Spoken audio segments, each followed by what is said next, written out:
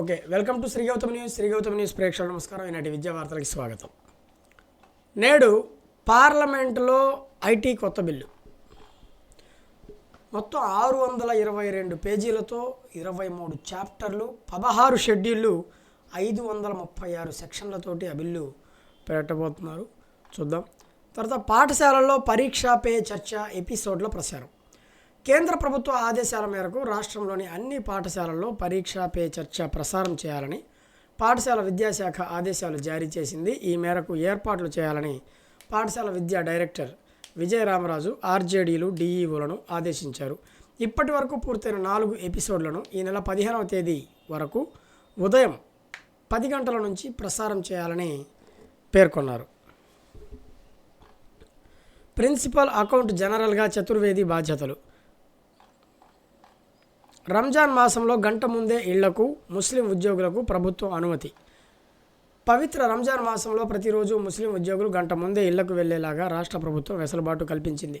మతపరమైన కార్యక్రమాల్లో పాల్గొనేందుకు వీలుగా ప్రభుత్వం ఈ ఉత్తర్వులు జారీ చేసిందని రాష్ట్ర మైనారిటీ సంక్షేమ శాఖ మంత్రి ఎన్ఎండి ఫరూక్ బుధవారం ఒక ప్రకటనలో తెలిపారు. ఉపాధ్యాయులు, కాంట్రాక్టు, అవుట్సోర్సింగ్ సిబ్బంది, గ్రామ వార్డు సచివాలయాలతో పాటు అన్ని ప్రభుత్వ శాఖల్లో విధులు నిర్వర్తించే ముస్లిం ఉద్యోగులందరినీ గంట ముందుగానే విధులు ముగించుకుని వెళ్లేందుకు అనుమతిస్తారని పేర్కొన్నారు. మార్చి 2వ తేదీ నుంచి 30వ తేదీ వరకు ఈ మేరకు అనుమతులు మంజూరు చేస్తూ ప్రభుత్వం ఉత్తర్వులు జారీ చేసిందని తెలిపారు. ఈ మేరకు మార్గదర్శకాలను అమలు చేయాలంటూ అన్ని ప్రభుత్వ విభాగ అధిపతులకు, జిల్లాల కలెక్టర్లను ప్రభుత్వం ఆదేశించినట్లు పేర్కొన్నారు. ఈ నిర్ణయం పట్ల ముఖ్యమంత్రి చంద్రబాబుకు మంత్రి ఫరూక్, రాష్ట్ర వక్ఫ్ బోర్డు చైర్మన్ అబ్దుల్ అజీజ్ వేర్వేరు ప్రకటనలో కృతజ్ఞతలు తెలిపారు. రెగ్యులర్ వారితో పాటే సార్వత్రిక విద్యాపీఠం పరీక్షలు. 10వ తరగతి ఇంటర్మీడియట్ రెగ్యులర్ విద్యార్థులతో పాటు సార్వత్రిక విద్యాపీఠం అభ్యర్థులకు కూడా పరీక్షలు నిర్వహించబోతున్నారు. ఇంటర్మీడియట్ రెగ్యులర్ విద్యార్థులకు పబ్లిక్ పరీక్షలు మార్చి 1వ తేదీ నుంచి ప్రారంభం కానుండగా విద్యాపీఠం అభ్యర్థులకు మార్చి 3 నుంచి 15వ తేదీ వరకు జరుగుతాయి. 10వ తరగతి రెగ్యులర్ విద్యార్థులకు పబ్లిక్ పరీక్షలు మార్చి 17 నుంచి ఏప్రిల్ వరకు జరగనుండగా సార్వత్రిక విద్యాపీఠం వారికి మార్చి 15 నుంచి 28 వరకు జరుగుతాయి. 99.07% స్కూళ్లలో బాలికలకు ప్రత్యేక టాయిలెట్స్. అంటే బాలికలకు ప్రత్యేక టాయిలెట్లు ఉన్న ప్రభుత్వ పాఠశాలల శాతం దేశంలో ఉన్న ప్రభుత్వ స్కూళ్ళ కంటే ఎక్కువగా ఉన్నట్లు కేంద్రం వెల్లడించింది.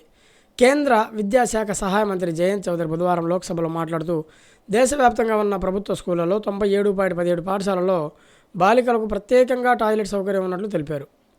గుడ్డా బేడ మధ్యాహ్న భోజనంలో వినియోగంపై చర్చ. ఆ 20 గ్రామాల మినహా వాడవచ్చని డిఈఓ స్పష్టీకరణ. గుడ్డు తినడం మంచిదా కాదా, ఇప్పుడు ఇదే చర్చ నడుస్తోంది. కోళ్లకు బర్డ్ ఫ్లూ వైరస్ వచ్చిన ప్రాంతాల పరిధిలోని పాఠశాలల విద్యార్థులకు మధ్యాహ్న భోజనంలో కోడిగుడ్డు వేయకూడదని విద్యాశాఖ స్పష్టం చేసింది. మిగిలిన ప్రాంతాల్లో యథావిధిగా వేయొచ్చని తేల్చి చెప్పింది. జిల్లాలో 1423 ప్రభుత్వ పాఠశాలలో రోజుకి 80,000 గుడ్లను ఉపయోగిస్తున్నారు. వారంలో 5 రోజులు 4 లక్షల గుడ్లు అందిస్తున్నారు. ఇప్పటికే పాఠశాలలో 2 లక్షల గుడ్లు ఉన్నాయి. వీటిని ఉపయోగించడం వల్ల ఇబ్బంది లేదని అధికారులు చెప్తున్నారు. వచ్చే వారానికి మరో 4 లక్షల గుడ్లు పాఠశాల ఏజెన్సీలు అందజేయాలి. వీటిపై సందిగ్ధత నెలకొంది. డిఈఓ నారాయణ మాట్లాడుతూ కోళ్లకు వైరస్ సోకిన వేల్పూర్ పరిసరాల ప్రాంతాల్లో 15 కిలోమీటర్ల పరిధిలోని ప్రభుత్వ పాఠశాలలో మధ్యాహ్న భోజన పథకంలో 4 రోజుల పాటు గుడ్లు వేయరాదని ఆదేశించారు. ప్రాథమిక పాఠశాలల భవనాలను స్థానిక నిబంధనల ప్రకారమే నిర్మించాలి. సిబిఎస్ఈ వ్యాజ్యంలో supreme court స్పష్టీకరణ.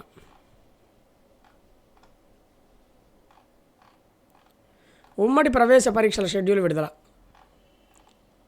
Andhra Pradesh public service commission group 2 పరీక్షల హాల్ టికెట్లు విడుదల. దేశంలోకి అక్రమంగా ప్రవేశిస్తే 7 ఏళ్ల జైలు. అక్రమంగా దేశంలోకి ప్రవేశించే వారిపై మరింత కఠినంగా వ్యవహరించాలని కేంద్ర ప్రభుత్వం భావిస్తుంది. ఈ మేరకు కొత్తగా రూపొందించిన ఇమిగ్రేషన్ అండ్ ఫారినర్స్ బిల్లు 2025లో నిబంధనలను కఠినతరం చేసింది. ఈ పార్లమెంట్ సమావేశాల్లోనే ఈ బిల్లును లోక్సభలో ప్రవేశపెట్టేందుకు కేంద్ర ప్రభుత్వం సమాయత్తమవుతుంది. భారత్లోకి పాస్పోర్ట్, వీసా లేకుండా ప్రవేశించే విదేశీయులకు 5 లక్షల వరకు జరిమానా, 5 ఏళ్ల వరకు జైలు శిక్ష విధించవచ్చని ఈ బిల్లులో పొందుపరిచారు. డాక్యుమెంట్లు ఫోర్జరీ చేసి భారత్లోకి ప్రవేశించే వారికి 7 ఏళ్ల వరకు జైలు శిక్ష, 1 నుంచి 10 లక్షల వరకు జరిమానా విధించవచ్చు. పాఠశాల సముదాయాల సమావేశ సమయాల్లో సెలవులు ఇవ్వాలి. పార్ట్ టైం ల్యాబ్ సహాయకుల సర్వీస్ పొడిగింపు. కంప్యూటర్ ప్రావీణ్యత పరీక్షకు దరఖాస్తుల స్వీకరణ. ఫస్ట్ వార్త మనం ఒకటి చదివాం. మొత్తం ఈరోజు ప్రవేశపెట్టబోతున్నటువంటి బిల్లు 536 సెక్షన్లు, 16 షెడ్యూల్ ఉన్నాయి. దాని గురించి తెలుసుకుందాం. 622 పేజీలతో కొత్త ఆదాయ పన్ను బిల్లు. అసెస్మెంట్ ఇయర్ స్థానంలో ట్యాక్స్ ఇయర్ నేడు పార్లమెంటుకు తెస్తున్న కేంద్రం. వచ్చే ఏడాది ఏప్రిల్ 1 నుంచి అమల్లోకి. పన్ను చట్టాలను సరళతరం చేస్తూ న్యాయపరమైన వివాదాలు తగ్గించడమే లక్ష్యంగా కొత్త ఆదాయ పన్ను చట్టాన్ని తెస్తున్నారని ట్యాక్స్ ఎక్స్పర్ట్స్ అభిప్రాయపడుతున్నారు. మరింత పారదర్శకంగా నిబంధనలు రూపొందించి ట్యాక్స్ పేయర్ ఫ్రెండ్లీగా ప్రవేశపెడితేనే బాగానే ఉంటుందని డెలాయిట్ ఇండియా భాగస్వామి రోహిన్స్తన్ సిద్వా అంటున్నారు. వైకాపా ఆర్థిక విధ్వంసంతో 1500 కోట్లు కోల్పోయిన పాఠశాల విద్య. వైకాపా ప్రభుత్వం సృష్టించిన ఆర్థిక విధ్వంసం కారణంగా పాఠశాల విద్యలో కేంద్రం నుంచి రావాల్సిన 1500 కోట్లకు పైగా నష్టపోవాల్సి వచ్చింది. కేంద్రం సమగ్ర శిక్ష అభియాన్ కింద పాఠశాల విద్యకి ఇచ్చే నిధులను ఇతర అవసరాలకు మళ్లించడము, రాష్ట్ర ప్రభుత్వం మ్యాచింగ్ గ్రాంట్ ఇవ్వకపోవటము, మౌలిక సదుపాయాల పనులు సకాలంలో చేయకపోవడంతో కేంద్రం నుంచి పూర్తి స్థాయిలో నిధులు తెచ్చుకోలేకపోయింది. ఉచితాలు ఇస్తే ప్రజలు పనిచేయడానికి ఇష్టపడట్లేదు, వాటిని ఇచ్చి పరాన్న జీవుల్ని సృష్టిస్తున్నామా అని చెప్పి సుప్రీంకోర్టు వివరించింది. ఎన్నికల ముందు రాజకీయ పార్టీలు ప్రకటిస్తున్న ఉచితాల వల్ల ప్రజలు పనిచేయడానికి ఇష్టపడట్లేదని సుప్రీంకోర్టు అభిప్రాయపడింది. వారిని పరాన్న జీవులుగా మారుస్తున్నామా అని సందేహం వెలిబుచ్చింది. ప్రజల్ని సమాజ ప్రధాన జీవన స్రవంతిలోకి తీసుకొచ్చి దేశ అభివృద్ధికి పాటుపడేలా చేసే బదులు ఇతరులపై ఆధారపడే ఒక వర్గాన్ని సృష్టిస్తున్నామా అని ప్రశ్నించింది. పట్టణ ప్రాంతాల్లో నిరాశ్రయులు తలదాచుకునే ఏర్పాట్లు చేసేలా ప్రభుత్వాన్ని ఆదేశించాలంటూ దాఖలైన పిటిషన్లపై justice BR Gavai, justice Augustine George మసీహ్ల ధర్మాసనం బుధవారం విచారణ జరిపింది. ఉచిత పథకాలపై పలు వ్యాఖ్యలు చేసింది. ఎన్నికలకు కొద్ది రోజుల ముందు ప్రకటిస్తున్న లడకీ బెహన్ వంటి పలు పథకాల వల్ల ప్రజలు పనిచేయడానికి ఇష్టపడకపోవడం దురదృష్టకరం. నిరాశ్రయులకు గూడు లేదనే మీ ఆందోళన మంచిదే. ఎలాంటి పని చేయకుండానే ప్రజలకు ఉచితంగా రేషన్, నగదు వస్తోంది అని పేర్కొంది. కూలీలే దొరకటం లేదు. పని దొరికితే చేయడానికి ఇష్టపడిన వారు ఎవరూ ఉండరని కక్షిదారుల తరపున సీనియర్ న్యాయవాది ప్రశాంత్ భూషణ్ చెప్పారు. మీరు నాణానికి ఒకవైపే చూస్తున్నట్లుంది. నేను రైతు కుటుంబం నుంచి వచ్చాను. మహారాష్ట్రలో ఉచితాలు ఇస్తుండటం వల్ల రైతులకు కూలీలు దొరకటం లేదు. అయితే దీనిపై మేము చర్చించదలుచుకోలేదు అని జస్టిస్ గవాయ్ చెప్పారు. ప్రభుత్వాలు ధనవంతులనే పట్టించుకుంటాయని, పేదల్ని మాత్రం కాదని మరో న్యాయవాది చేసిన వ్యాఖ్యను న్యాయమూర్తులు తప్పుపట్టారు. ప్రభుత్వంపై అలాంటి రాజకీయ ఉపన్యాసాలు చేసేందుకు రామ్లీలా మైదానంలో కోర్టును ఉపయోగించుకోవద్దని హితవు పలికారు. పేదల కోసం ప్రభుత్వాలు అసలేమీ చేయట్లేదని మాట్లాడొద్దని సూచించారు. పట్టణ పేదరిక నిర్మూలన కార్యక్రమాన్ని ఖరారు చేసే ప్రక్రియలో కేంద్రం ఉందని అటార్నీ జనరల్ ఆర్ వెంకటరమణ తెలిపారు. దీనిలో నిరాశ్రయులకు వసతి సహా పలు అంశాలు ఉంటాయని చెప్పారు.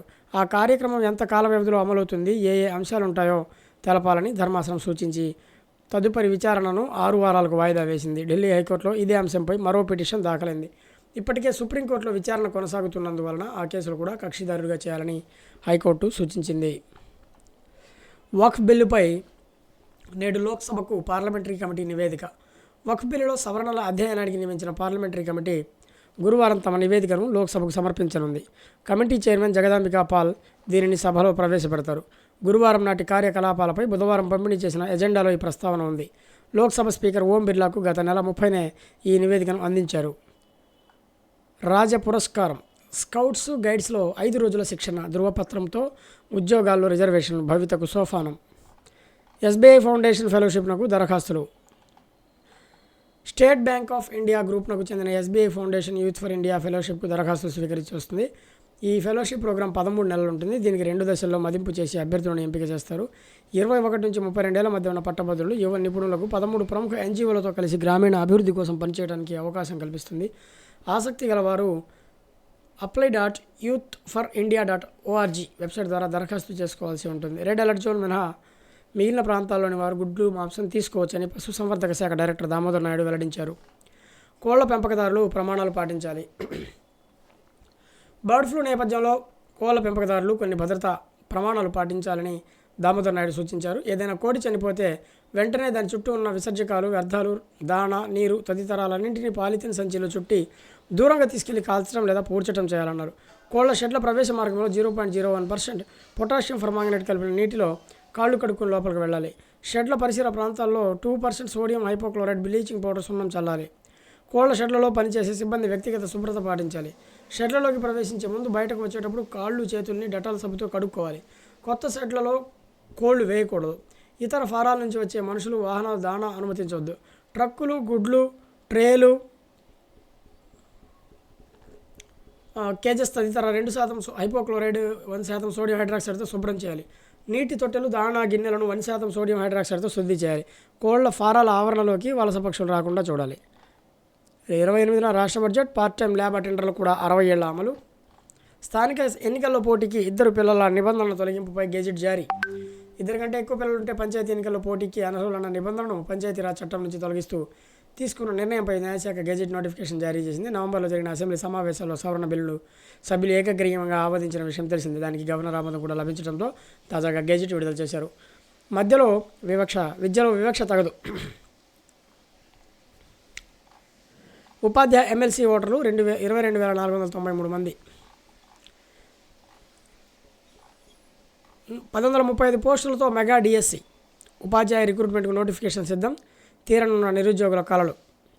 ఎయిడెడ్ విద్యార్థుల లెక్క తేల్చేందుకు కమిటీలు. ప్రపంచంలో అవినీతి లేని దేశం డెన్మార్క్. సౌత్ సూడాన్ అత్యంత అవినీతి గల దేశం. 96వ స్థానంలో నిలిచిన Bharat. Corruption perception index list release చేసిన ట్రాన్స్పరెన్సీ ఇంటర్నేషనల్. పాన్ కార్డు 2.0 వచ్చేసింది. మరింత సెక్యూరిటీ ఫీచర్లతో సర్వీస్ వేగవంతం. ఆర్థిక మోసాలకు చెక్, దుర్వినియోగానికి పాతర. క్యూఆర్ కోడ్తో అడ్వాన్స్ ఫీచర్స్. పెరుగుతున్న ఉష్ణోగ్రతలు. కర్నూలులో 37.8 డిగ్రీల అత్యధిక ఉష్ణోగ్రత నమోదు. ఆర్బీఐ కొత్త గవర్నర్ సంతకంతో ₹50 నోట్లు. ఆర్బీఐ కొత్త గవర్నర్ సంతకంతో ₹50 నోట్లు త్వరలోనే మార్కెట్లోకి రాబోతున్నాయి. పాత నోట్లు యథావిధిగా చెల్లుబాట్లు అవుతాయి. ఆర్బీఐ కోటక్ మహీంద్రాపై ఆంక్షల ఎత్తివేత. కొత్త క్రెడిట్ కార్డులు ఇచ్చేందుకు కూడా ఆర్బీఐ అనుమతి. హైస్కూల్ ప్లస్లపై నీడలు. గతంలో రాష్ట్ర వ్యాప్తంగా 502 హైస్కూల్ ప్లస్ల ఏర్పాటు వచ్చే విద్యా సంవత్సరం నుంచి జూనియర్ కళాశాలగా మార్చాలని యోచన. యథాతథంగా కొనసాగించాలని టీచర్ల డిమాండ్. స్పష్టత ఇవ్వని అధికారులు. హైస్కూల్ ప్లస్ కొనసాగింపుపై సందిగ్ధత. ప్రొఫెషనల్ కోర్సుల్లో 95% సీట్లు మనోళ్ళకే. భారత్లో ఇన్స్టాగ్రామ్ టీన్ అకౌంట్స్. ఐఐటీలు, ఎన్ఐటీల్లో మరో 15,000 సీట్లు. కేంద్ర ప్రభుత్వానికి విద్యా సంస్థల ప్రతిపాదనలు. విజయం పరిపూర్ణం. ట్రెజరీలో అవినీతిపై ప్రత్యేక దృష్టి. ఇవి నాటి విద్యా వార్తలు చూస్తూనే ఉండండి శ్రీ గౌతమ్ న్యూస్. ఇంతవరకు ఛానల్ సబ్స్క్రైబ్ చేయని వాళ్ళు ప్లీజ్ దయచేసి ఛానల్ సబ్స్క్రైబ్ చేయండి. Thanks for watching.